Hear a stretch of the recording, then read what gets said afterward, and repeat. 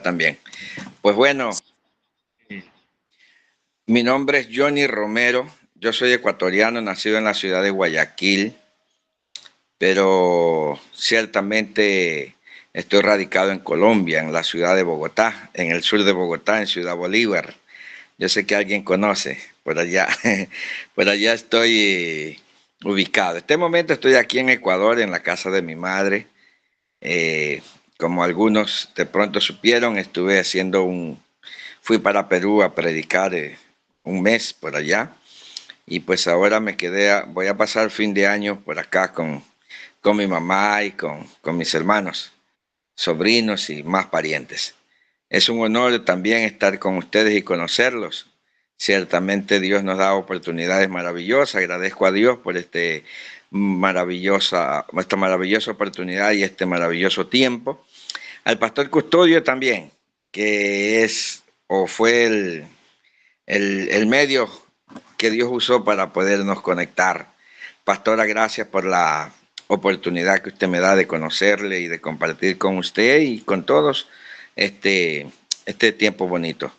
Gracias a Dios porque estas son oportunidades que Dios nos da para que nos llenemos más de Él, de su conocimiento, de la unción de su Espíritu Santo y nos llenemos de amigos también. Así que un abrazo para todos, un abrazo de oso, como siempre digo, para todos y cada uno de ustedes. Amén. Gloria a Jesús. Qué bendición.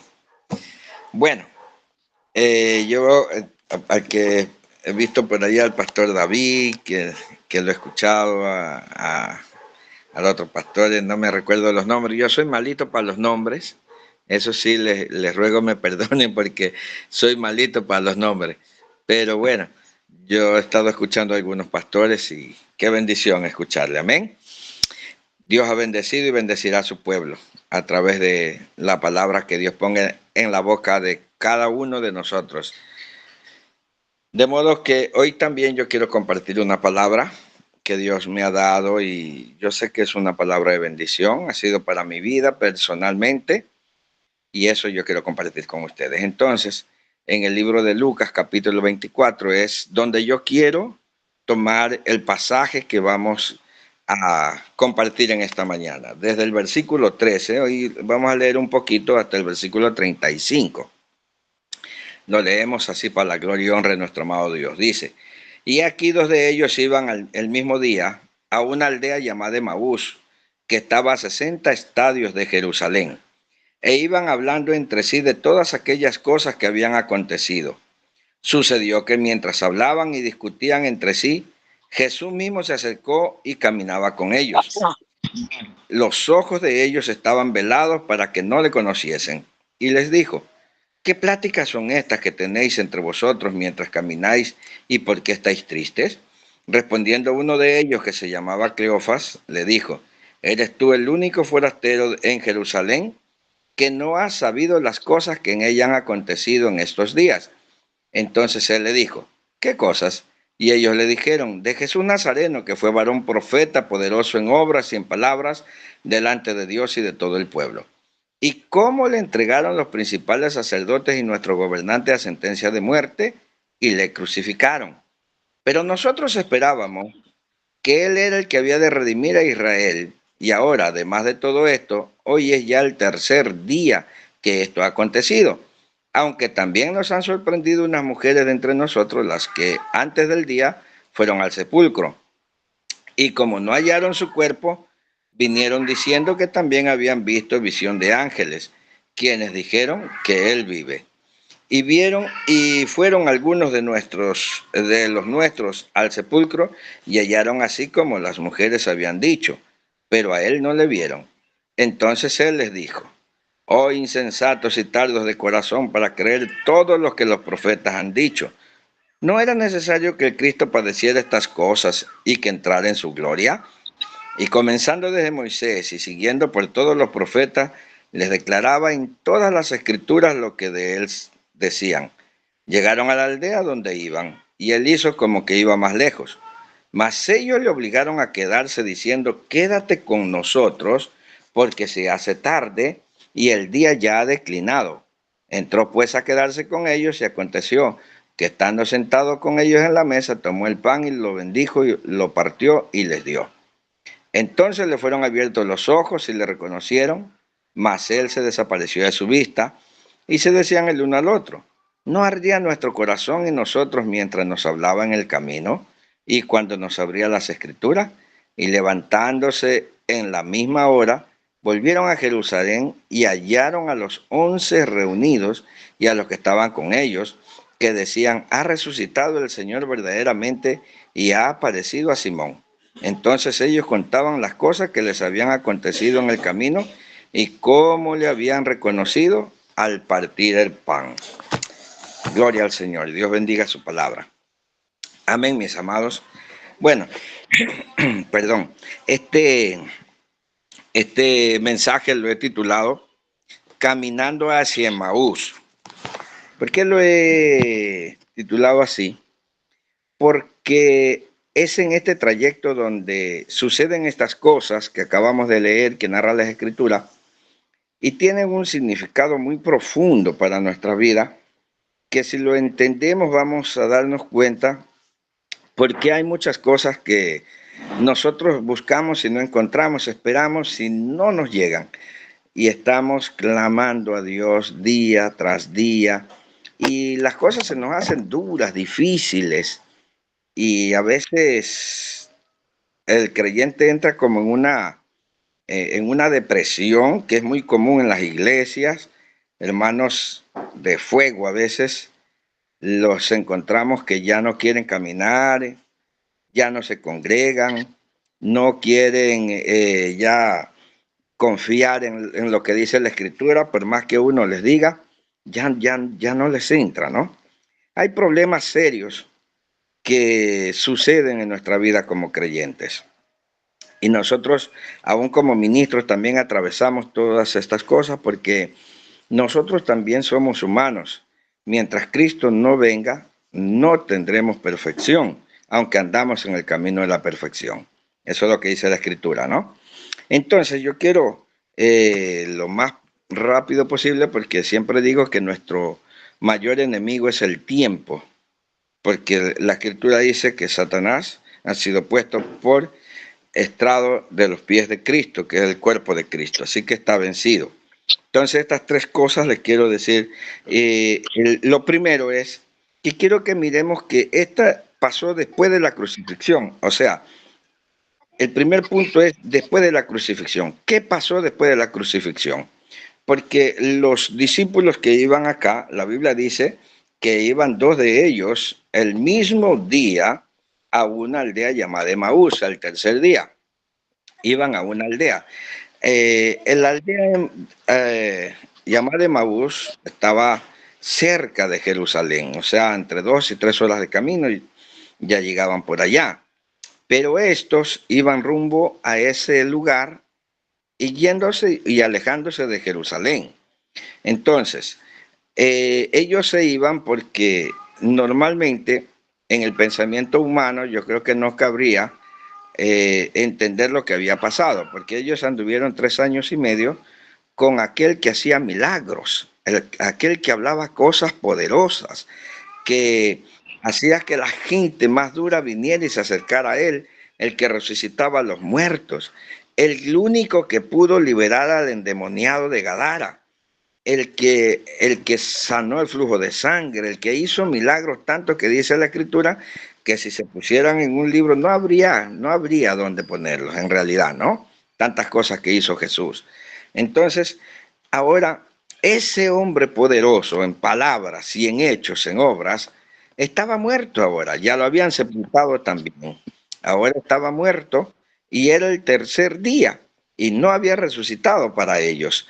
Entonces, lógicamente, ellos quedaron con su fe totalmente desarmados, porque no solamente se trataba de que si Jesús no resucitaba, ellos quedaran sin su maestro, sino que tenían un problema que confrontar con los romanos y con los judíos, con los sabios de aquel tiempo, sabios de la ley, los fariseos, los saduceos. Se veían un poco de problemas que tenían que enfrentar. Entonces ellos, yo me imagino que pensaban, y ahora mira, este se fue, ya se murió, y ahora nosotros quedamos con este problema, vamos a ser perseguidos, nuestra familia va a sufrir las consecuencias, ¿qué haremos? Comenzaron a pensar, bueno, ya esto se terminó y es el tercer día, hemos esperado, no ha pasado nada, vámonos a nuestra casa, la vida continúa, tenemos que continuar con nuestras responsabilidades, vamos a ver qué hacemos. Y se fueron para su casa, para Emaús. En ese trayecto sucedieron cosas importantes que yo quiero decirle aquí. Cuatro cosas importantes que sucedieron allí que nosotros debemos de identificar para erradicar de nuestra vida. Lo primero es que cuando ellos quedaron desarmados en su fe, perdieron estas cuatro cosas. Y lo primero es que perdieron la visión. En el versículo, los versículos 15 y 16 dice la escritura así. Mas los ojos, dice, sucedió que mientras hablaban y discutían entre sí, Jesús mismo se acercó y caminaba con ellos, mas los ojos de ellos estaban velados para que no le reconociesen, o sea, estaban ciegos espiritualmente. Mientras ellos caminaban para allá, su visión la habían perdido. ¿Por qué habían perdido la visión? Porque sucedió algo que dentro de un momento se lo declaro, y ellos no lo entendieron. Y esa situación los llevó a quedar espiritualmente ciegos. O sea, nunca entendieron, nunca reconocieron que el que caminaba con ellos era Jesús. Tanto que la Biblia dice, Jesús mismo se acercó y caminaba con ellos. O sea que no era otro, el que caminaba ahí era el mismo Jesús, aquel con el que habían andado 3 años y medio y no le reconocieron. Tan ciegos estaban que no le reconocieron. Lo segundo que perdieron fue la sensibilidad. ¿Por qué perdieron la sensibilidad? Cuando una persona pierde la sensibilidad, ya no entiende las cosas de Dios. ¿Por qué? Porque hay gente que llora, hay gente que grita, hay gente que salta, que danza, que cae al piso y todo. Y la persona que ya perdió la sensibilidad ya no siente nada. Es más, hasta se atreve a decir, aquí Dios no está, ¿no? Perdieron la sensibilidad. ¿Por qué el Señor nos dice que perdieron la sensibilidad? Porque ellos le dicen a Jesús, le dicen, quédate con nosotros. El versículo 28-29 dice, llegaron a la aldea donde iban y él hizo como que iba más lejos, mas ellos le obligaron a quedarse diciendo, quédate con nosotros, porque se hace tarde y el día ya ha declinado. Entró pues a quedarse con ellos, ¿no? Ellos le dijeron, quédate con nosotros. ¿Por qué le dijeron, quédate con nosotros? Porque en Israel había la costumbre de hospedar a todo el mundo, no importara si no lo conocían, ellos eran hospedadores, tanto que la Biblia dice que aún algunos sin saberlo hospedaron ángeles, eran hospedadores, cosa que ya nosotros hemos perdido eso, ¿no? El hospedar personas, aún a los que conocemos se nos hace difícil hospedar, mucho más a los desconocidos. Entonces, ellos no le dijeron que se queden porque le reconocieron, le dijeron que se quedara porque era una costumbre. Cuando se pierde la sensibilidad, se queda solamente la costumbre en el corazón de las personas. Cuando la costumbre es la que nos lleva a los cultos, la costumbre nos lleva a orar, la costumbre nos lleva a hacer los ayunos, la costumbre nos lleva a vigilar, la costumbre nos lleva a hacer ciertas cosas, a predicar, nos lleva a visitar a alguien, porque es nuestra costumbre, o sea, ya no podemos vivir sin hacer eso, pero no es que lo sintamos profundamente en nuestro corazón como una necesidad, porque hayamos entendido que Dios nos está guiando. Hay mucha gente que hace cosas por costumbre, nada más, y la costumbre no lo deja en realidad hacer lo que a Dios le agrada, o sea, no puede agradar a Dios por costumbre, porque esto es por fe, ¿verdad? Entonces, esta palabra que le dijeron, quédate con nosotros, está señalando algo que nosotros como iglesia lo practicamos, y yo siempre le digo a la iglesia, dejemos de estarle diciendo al Señor, quédate, porque nosotros por costumbre oramos y le decimos, Señor, quédate con nosotros. Hay una canción que yo canté cuando recién empecé el Evangelio y decía, quédate Señor, aquí o en mí, ¿no? O en cada corazón. Pero la Escritura nos dice que el Señor vino para quedarse. En Juan 14:23 dice, iremos, vendremos a Él y estaremos con Él. Y la Escritura dice que nunca nos dejará. Él siempre estará con nosotros. Entonces, si nosotros le decimos, quédate, estamos diciendo que no le conocemos y que no le tenemos, porque Él se va.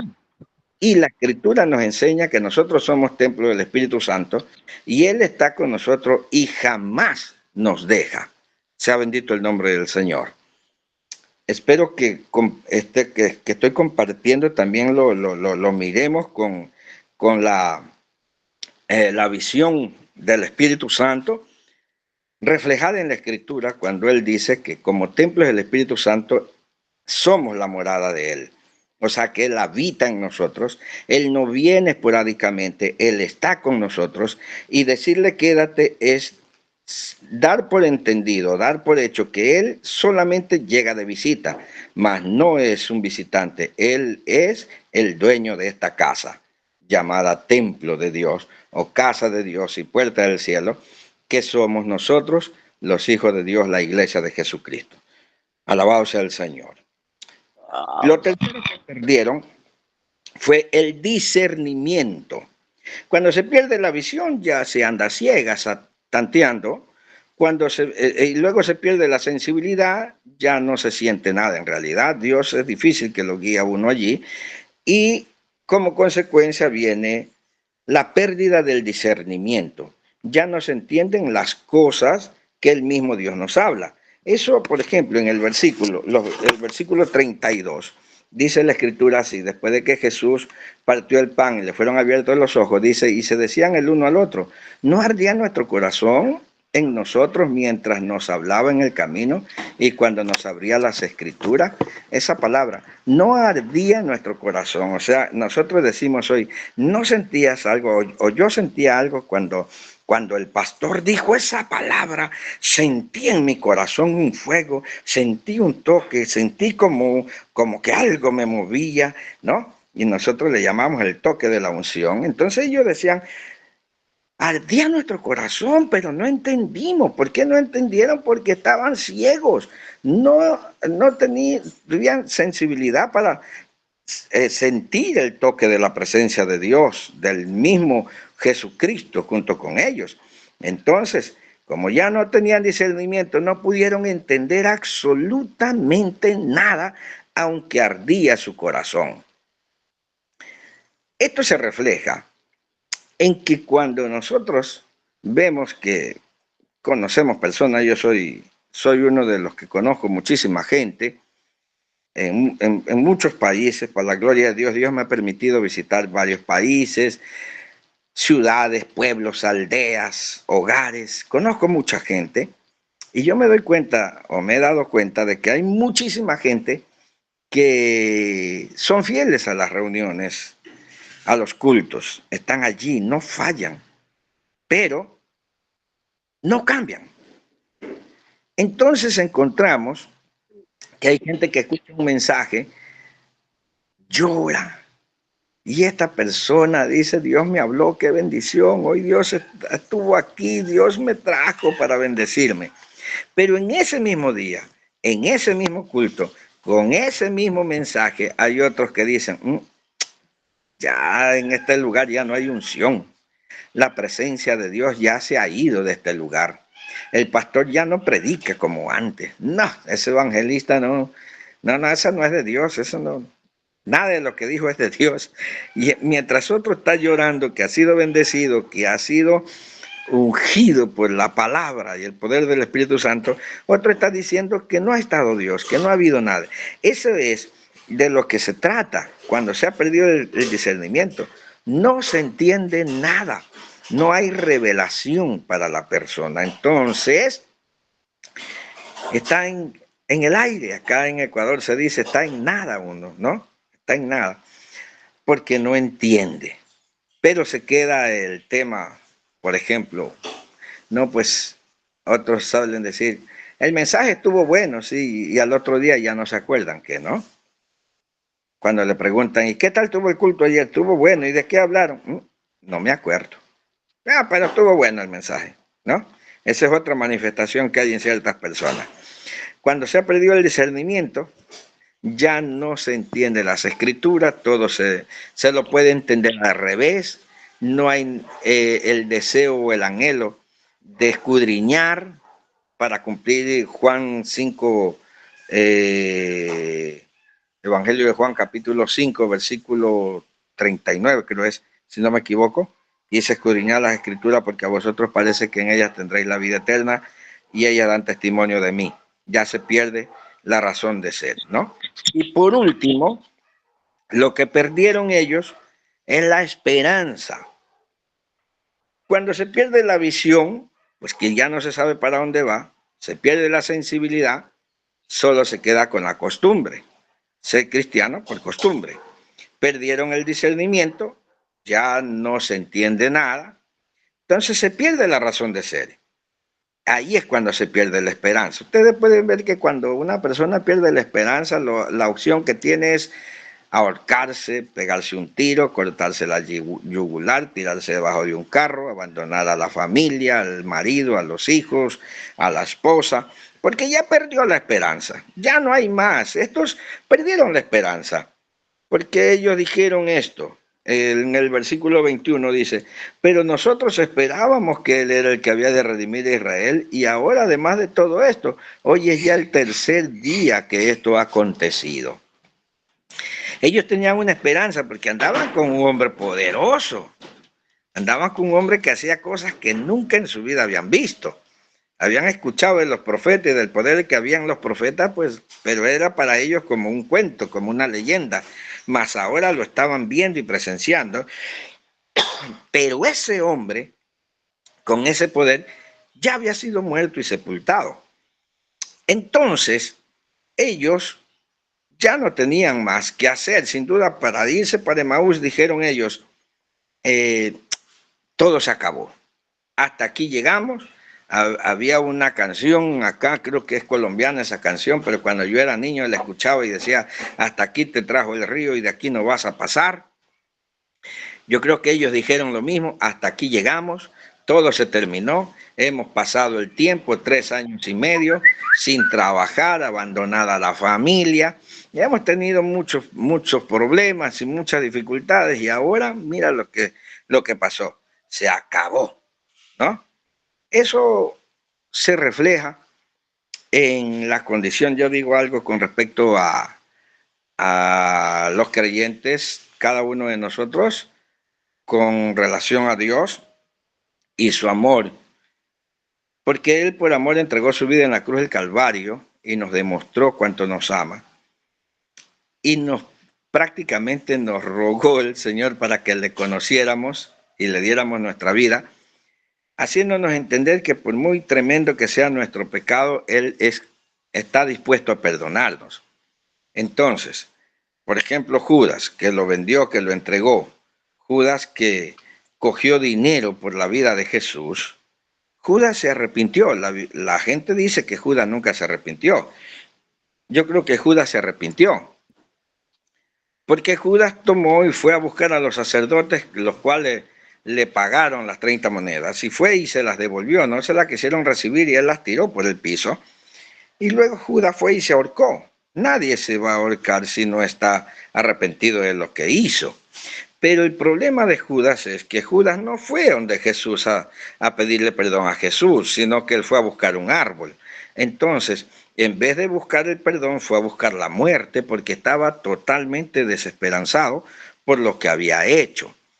Entonces yo digo algo, hay gente que dice, no, yo he cometido pecados y yo no soy hipócrita, yo no voy a estar yendo allí y haciéndole muecas al Señor, diciendo que sí y yo vivo de otra manera. Entonces dice, no, no, yo mejor estoy fuera de la iglesia y cuando yo esté bien, ahí voy, ¿no? Ahí me reúno, ahí me congrego.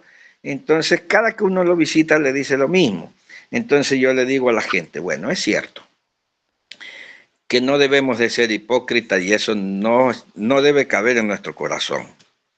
Pero el que ha cometido errores y no se reúne, no es hipócrita ciertamente, pero sí es un tonto, porque está haciendo lo mismo que hizo Judas. En vez de correr a Jesús, después de haberse arrepentido, fue a buscar un árbol. Eso es lo que hace la gente, que en vez de reunirse, de buscar el perdón, de ir a donde está el que lo puede restaurar, va a buscar un árbol.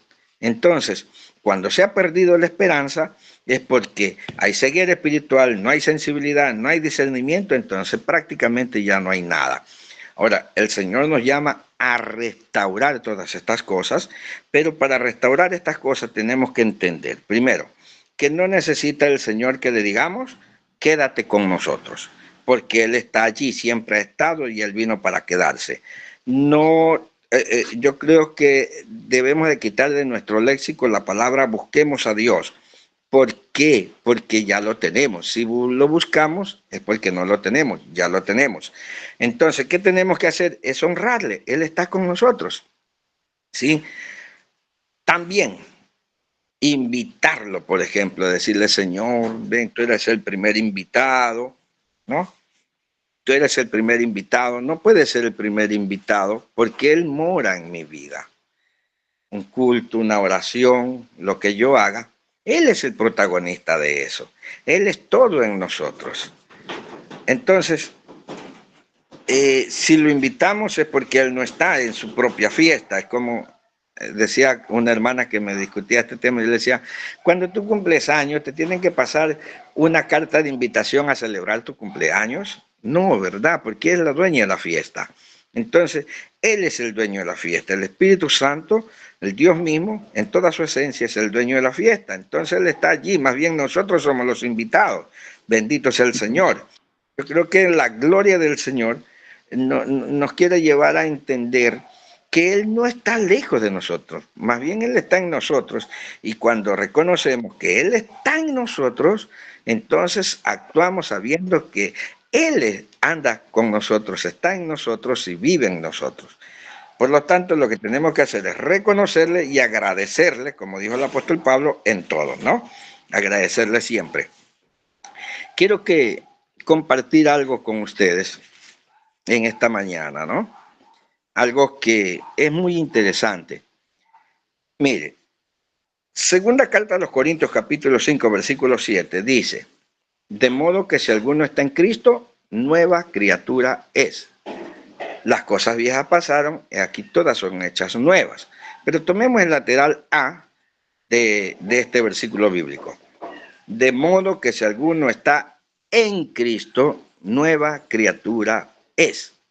¿Sí? O sea, para ser nueva criatura tenemos que estar en Cristo. ¿Cuál es nuestro léxico o nuestra forma de pensar? Es yo estoy con Cristo, ando con Cristo, vivo con Cristo, ¿sí? Pero la Biblia dice, con Cristo estoy juntamente crucificado. O sea, en la muerte estoy con Cristo, pero en la resurrección yo tengo que estar en Cristo. Yo hago esta ilustración que se la quiero compartir. Es decir, este soy yo y este es Cristo, ¿no?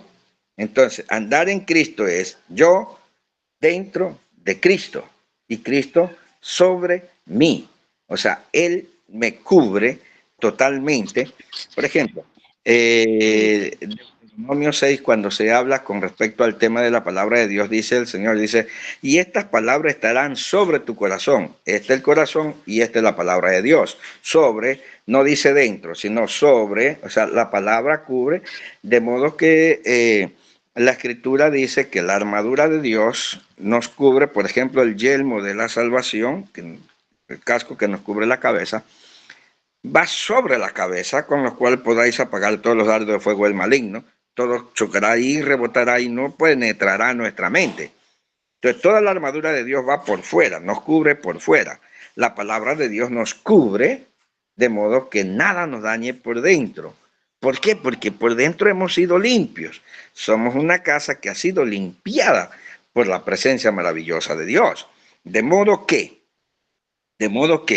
nosotros tenemos que cuidar, no ensuciar esa casa, Y el Señor nos ha dado una forma especial, la palabra de Dios. Esa es la palabra que nosotros debemos de asumir y estar siempre y todo el tiempo aferrándonos a ella. Gálatas capítulo número 6, versículo 15 dice esta palabra así. Porque en Cristo Jesús ni la circuncisión vale nada, ni la incircuncisión, sino una nueva creación. De modo que si alguno está en Cristo, nueva criatura es. Aquí dice que en Cristo Jesús ni la circuncisión vale nada, ni la incircuncisión. En Cristo Jesús. ¿Qué es la circuncisión? Un ritual. O sea, los rituales no tienen validez, las oraciones no tienen validez, el ayuno no tiene validez, la vigilia no tiene validez, ni aún la predicación tendría validez si no estamos en Cristo Jesús. ¿Cuándo toma validez? Cuando estamos en Cristo, metidos en Cristo, sumergidos en Cristo. El apóstol Pablo decía, ya no vivo yo más, Cristo vive en mí.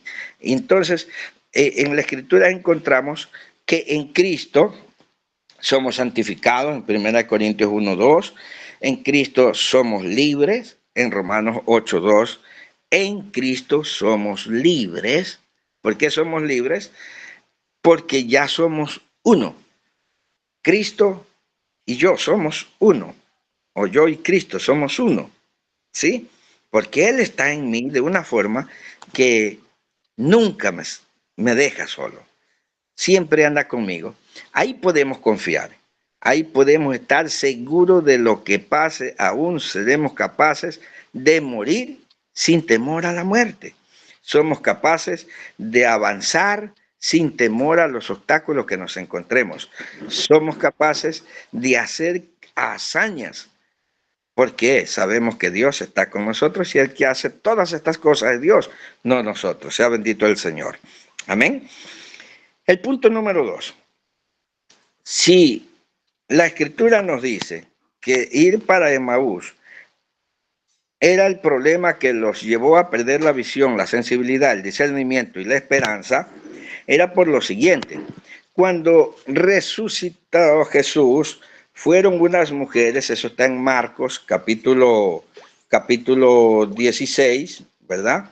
Marcos capítulo 16, está allí que fueron unas mujeres al sepulcro. Y cuando estas mujeres llegaron al sepulcro, vieron que Jesús ya no estaba, en el versículo 6 y 7, pero ellas vinieron con una noticia, vieron ángeles, y estos ángeles le dijeron, vayan y díganle a mis hermanos, o díganle a los discípulos, yo voy a Jerusalén, que me esperen allá en Jerusalén. Era la orden de Jesús, que lo esperen en Jerusalén. ¿Sí? Marcos 16, versículos 6 y 7, dice la Escritura así. Dice, mas él le dijo, no os asustéis, buscáis a Jesús Nazareno, el que fue crucificado, ha resucitado. No está aquí, mirad el lugar en donde le pusieron, pero id y decid a sus discípulos y a Pedro que él va delante de vosotros a Galilea. Allí le veréis como os dijo. O sea, Jesús les había dicho del aposento donde los esperaran. Allí tenía que estar los discípulos. ¿A dónde iban ellos? Todo esto sucedió en Jerusalén. ¿Y a dónde ellos iban? Iban para Emaús. Hay una historia que nos hace entender también esta situación. El buen samaritano. Vemos que el buen samaritano ayudó al que cayó en manos de ladrones, pero no contamos la historia completa, porque la historia completa dice que un hombre descendía de Jerusalén. Jerusalén estaba arriba y descendía a Jericó, que estaba abajo. Jerusalén representa la bendición, la ciudad santa, donde están las cosas de Dios, y Jericó, donde está la maldición, la perdición, el pecado. Él descendía de Jerusalén a Jericó. ¿Qué iba a hacer de Jerusalén a Jericó? Iba dejando lo que Dios le había dicho. Estos discípulos habían recibido la palabra, esperen en Jerusalén, allí en el aposento, yo voy a estar allí, como ciertamente después lo hizo, pero ellos no estaban en Jerusalén, dejaron Jerusalén y se iban para Emaús. En ese trayecto perdieron la visión, la sensibilidad, el discernimiento y la esperanza, igualitos que el que cayó en manos de ladrones, que ayudó el buen samaritano, a buena hora que fue en medio camino y lo dejaron medio muerto, que si llega a Jericó, lo matan. Entonces, cuando nosotros recibimos una orden, y no hacemos lo que Dios nos manda, andamos sin dirección. Entonces, lo segundo es que no andaremos como si Dios hubiera mentido. Estos dijeron, hoy es el tercer día ya y no ha resucitado. O sea que, pues, Dios nos mintió o Jesús nos mintió. No andaremos como si el Señor nos hubiera mentido, porque su palabra es real. Nunca va a faltar su palabra. Todo lo que Él ha dicho y prometido se cumplirá en el momento adecuado. En el momento y tiempo que Él ha preparado, Él hará todo aquello que ha dicho que hará a favor de nuestra vida y de nuestra familia. Yo le digo a mis hijos, yo tal vez no los deje ricos a ustedes, económicamente hablando, pero los que ustedes tienen nadie se los quita. Y si la bendición yo no la veo, ustedes la verán, porque la escritura dice que el justo anda en su integridad y sus hijos son dichosos después de él. La escritura lo dice y eso se va a cumplir. Entonces no andaremos como si Dios nos hubiera mentido.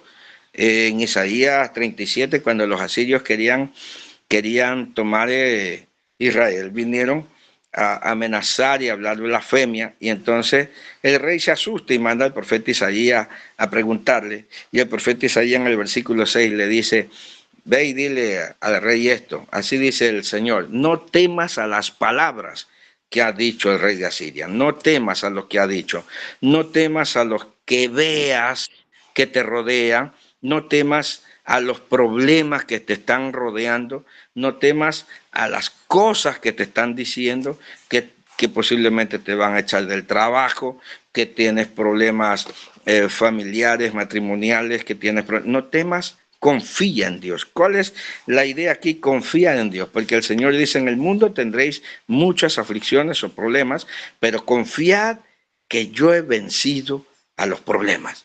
Yo he vencido las circunstancias. Entonces, Jesús había dicho, espera en Jerusalén, o sea, confía, espera allí, en la iglesia, en oración, en ayuno, sigue confiando. No te vayas, no te salgas, no pienses que no hay esperanza, que Dios no te escucha, que Dios no te responde. Hay ejemplos bíblicos que a nosotros nos hacen ver que por más dura que sea la situación, Dios siempre estará allí. Por ejemplo, Job cuando perdió los bueyes, que significa fuerza, se quedó sin fuerza, Dios estaba con él.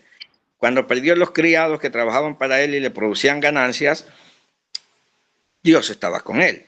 Cuando perdió las ovejas, que representan dos cosas importantes como son las riquezas y las ofrendas para Dios, aunque ya no tenía ni qué ofrendar, Dios estaba con él. Cuando perdió los camellos, que representa el trabajo, Dios estaba con él. Y cuando perdió la salud, Dios estaba con él. Nunca lo abandonó, lo demostró al final y lo bendijo el doble de lo que él tenía. Otro ejemplo, José. José, cuando estuvo en el pozo que lo lanzaron los hermanos, Dios estaba con él. En la casa de Potifar, Dios estaba con él. Dice que todo lo que hacía prosperaba. Y cuando estuvo en la cárcel, Dios estaba con su siervo. Nunca lo abandonó. Todo lo que hacía lo prosperaba. Por lo tanto, no andaremos como si Dios hubiera mentido. Mis hermanos, este tiempo está muy duro, muy difícil. Yo lo puedo decir porque lo he palpado, a lo menos en esta gira aquí Ecuador estaba en oscuras algunos meses. Y el receso económico es fuerte. Perú, mucha violencia, mucha situación adversa y también hay receso económico, menos que Ecuador, pero lo hay. Pero nosotros no andamos confiando en lo que hagan los gobiernos, en lo que hagan los militares, la policía o qué. Nosotros andamos seguros en que Dios hará un milagro y todo esto en un momento dado será como aguas que pasaron para la iglesia, para nosotros que confiamos en el Señor. Amén. Y por último, el punto 3, para terminar, hay que cobrar ánimo. Ánimo, ¿por qué tenemos que cobrar ánimo? Los discípulos perdieron todo y se fueron para su lugar porque se desanimaron. Pero nosotros vamos a recobrar el ánimo. Primero, desde nuestra juventud Dios nos ha amado y guardado. ¿Por qué? Porque Él tiene un propósito. Había un viejito después de la pandemia acá en Ecuador y un día yo le dije, hermano, ¿y usted por qué no se murió? Dice, no sé, usted debió haberse muerto en la pandemia. Y él me quedaba mirando como que dice, este no me quiere ver, ¿no? Aunque ya murió el anciano. Pues yo le digo, ¿sabe usted por qué no se murió? Porque Dios tiene un propósito con usted. ¿Y qué pasó? Antes de morir, él reconcilió a todos sus hijos, porque tenía un poco de hijos peleados y eran enemigos, y antes de morir se los reconcilió. Ahí él entendió que Dios lo guardó de la pandemia para ese propósito. Nosotros estamos vivos porque Dios tiene un plan con cada uno de nosotros. Yo no sé cuál será el plan que Dios tiene con usted, mi amado hermano, mi amada hermana, pero ténganlo por seguro que Dios tiene un plan. Descúbralo, déjese guiar por Dios y verá que la gracia de Dios se va a manifestar de una forma especial que le va a hacer entender para qué usted está en este mundo, porque usted no está por casualidad. Hay algo que Dios tiene preparado para usted, que tiene que recibir, que tiene que hacer y entregar también. Amén. Entonces, en la pandemia nos guardó, en la violencia nos ha guardado y nos guarda, en las finanzas, yo digo algo interesante, me comentan que en Europa hasta comerse un arroz con huevo frito es un manjar, y aquí nosotros, por ejemplo, acá en Sudamérica, a veces cuando comemos mucho arroz con huevo frito renegamos, ¿no? ¿Por qué? Otra vez arroz con huevo frito, pero no nos morimos de hambre. En la salud, en la salud, a veces nuestra salud es quebrantada, pero tenemos el que nos sana. Si oramos y confiamos, creemos en la palabra que dice que por sus llagas hemos sido curados, seguro Dios hará un milagro, ¿no? Entonces, quiero que leamos, para cerrar este mensaje, en la segunda carta a los Corintios, capítulo 4, segunda carta a los Corintios, capítulo 4, yo quiero que miremos allí, para cerrar este tema hoy, ¿sí? Capítulo 4 de segunda carta a los Corintios, en el versículo 7 en adelante dice, pero tenemos este tesoro en vaso de barro, para que la excelencia del poder sea de Dios y no de nosotros, que estamos atribulados en todos, mas no angustiados. El primer versículo nos dice que esto no depende de nosotros, sino del poder glorioso de Dios. Lo único que tenemos que hacer es confiar en la palabra de Dios. Estar quieto y conocer que yo soy Dios. Salmos 46:10, ¿no? Dice que estamos atribulados en todo, mas no angustiados. Estamos en medio de un montón de problemas, sicariatos, tantos problemas sociales y familiares, pero no estamos angustiados. O sea que estamos tranquilos, que no estamos en angustia. Cuando uno está en angustia, corre, no sabe ni qué hacer, ¿no? Pierde la dirección de todo. En apuros, mas no desesperados. Quiere decir que estamos confiados, ¿sí? Porque tenemos que confiar en el Señor. El que se acerca a Dios crea que le hay. Y de seguro, Él respaldará la fe de cada uno de nosotros, porque la fe es la certeza de lo que se espera y la convicción, tener la seguridad, ¿sí?, de lo que no se ve. Eso el Señor lo hará. Sí, en apuros, mas no desesperados, estamos confiados. Perseguidos, mas no desamparados. Quiere decir que aunque estamos con enemigos, muchas veces enemigos gratuitos, estamos cubiertos bajo la cobertura del eterno y poderoso Dios. Derribados, pero no destruidos. Sí, puede que esté alguien en una condición que diga ya no puedo más, se acabó todo, pero yo te quiero decir en esta mañana, mi hermano, mi amigo, que no puedes darte por vencido, porque aunque estés derribado, estás vivo. Decía el hombre que me discipuló, mientras la oveja está viva, tiene esperanza de la lana. Mientras estemos vivos, tenemos esperanza que Dios hará un milagro. Dios hará algo por tu vida, Dios hará algo por alguien. Cuando el Señor ve que confiamos en Él, aunque pase lo que pase, Dios hará un milagro. Yo creo que les conté, o no me acuerdo, de un hijo mío que murió, mi hijo, realmente ahorita está por España, 28 minutos sin respirar, está en el reporte médico, y oré por él y Dios lo levantó, porque me aferré a la palabra, no porque Johnny Romero oró y porque no, me aferré a la palabra. Salmo 90, ¿no? Cuando dice, los días del hombre son 70 años, lo más robusto 80. Yo lo cogí a mi hijo, estaba recién nacido, lo puse la mano en la cabeza y la derecha en la cabeza y la izquierda en los pies, y oré y dije, Señor, tu palabra dice, es tu palabra, que los días del hombre son 70 años. Así que yo no acepto que este muera hoy, que has permitido que esté en el vientre de su madre 9 meses y medio. Hoy mi hijo ya va a cumplir 22 años. El médico dijo que quedaría parapléjico, echando baba así, nada más. Pero si usted lo ve, usted no cree lo que ha pasado. ¿Oyó? Entonces, estamos derribados. Estamos en problemas serios, pero no estamos desamparados.